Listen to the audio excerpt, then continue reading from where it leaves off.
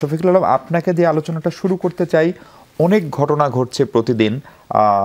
আমরা একটু আগেই ইন্ডিয়ার পত্রিকা দ্য হিন্দুতে প্রফেসর ইউনূস, আমাদের প্রধান উপদেষ্টা অন্তর্বর্তী সরকারের, তার একটি ইন্টারভিউ পড়ছিলাম এবং সেইখানে তিনি স্পষ্ট করে বলছেন যে আওয়ামী লীগের নির্বাচনে অংশগ্রহণ নিয়ে সরকার কোনো সিদ্ধান্ত নিতে চায় না, কিন্তু আরেকটি বড় দল বিএনপি তারা যে অবস্থানটি দেখিয়েছে যে তারা মনে করে যে সব রাজনৈতিক দল ইনক্লুডিং আওয়ামী লীগ নির্বাচনে প্রতিদ্বন্দ্বিতা করবে, সেইটাকে প্রফেসর ইউনূস ব্যক্তিগতভাবে হয়তো সেই মতামতকে উপেক্ষা করবে না।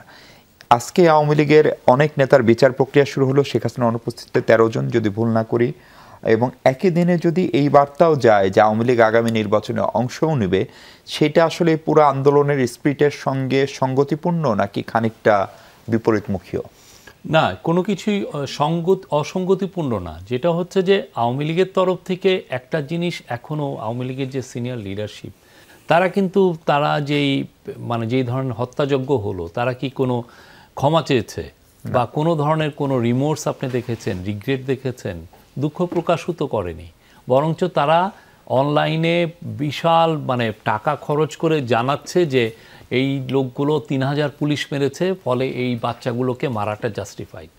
এটা হচ্ছে ওদের ন্যারেটিভ। আপনি যদি ইয়ের বক্তব্য দেখেন, নানকের বক্তব্য দেখেন, আর ইয়ের বক্তব্য দেখেন, হাসান মাহমুদ, এই জায়গায় যদি আপনি থাকেন, তাহলে তো আপনার অনেকে বলছে যে রিকনসিলিয়েশন করতে হবে। আওয়ামী লীগ একটা ফর্মিডেবল দল, তার সাথে আমার একটা রিকনসিলিয়েশনের একটা পথ তৈরি হবে, তাতে যে পলিটিক্যাল সেটেলমেন্টটা আমরা করব এই ইয়েতে, সেটার একটা স্থায়িত্ব পাবে। এটা হচ্ছে অনেকের আর্গুমেন্ট। কিন্তু কথা হচ্ছে যে আপনি যে ওইটাই যাবেন, যাওয়ার পথটা আপনি কোথায় রাখবেন? আপনি তো একটা এই যে বাচ্চা ছেলে, 4 বছরের আহাদ, 16 বছরের ফায়াজ, বা এদেরকে যে হত্যা করা হলো, আপনার তো কোনো রিমোর্স নাই। আপনার এই আপনার ধরনের একটা দুঃখ কেউ বলে নাই, একটা দুঃখ প্রকাশ করে নাই।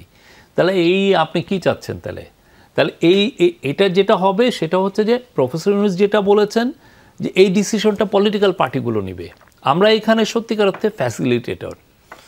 যেই পলিটিক্যাল সেটেলমেন্টটা হবে, সেক্ষেত্রে আমরা আমাদের ইন্টারিম গভর্নমেন্ট তার ইচ্ছাটাকে ইম্পোজ করে দিবে না, উনি ফ্যাসিলিটেট করবেন যে ওকে 31শে ডিসেম্বরের মধ্যে 6টা কমিশন তাদের রিপোর্টগুলো দিচ্ছে, সেগুলো নিয়ে এই পলিটিক্যাল পার্টিগুলোর সাথে কথা বলবেন। অ্যান্ড পলিটিক্যাল পার্টি যদি বলে যে ওকে আমরা আওয়ামী লীগকেও এই ডিসকাশনে চাই, তখন সেটা সেভাবে হবে। কিন্তু যদি এখন আওয়ামী লীগের তরফ থেকে যদি কোনো ধরনের কোনো রিমোর্স বা রিগ্রেট বা ক্ষমা চাওয়া, বা তাদের লিডার যারা এই হত্যাকাণ্ডগুলোর অর্ডার দিয়েছেন তাদের প্রতি নিন্দা যদি না জানানো হয়, তাহলে পলিটিক্যাল পার্টিগুলোরও তো হাত পা বাঁধা, তাদেরও তো কনস্টিটিউয়েন্সি আছে।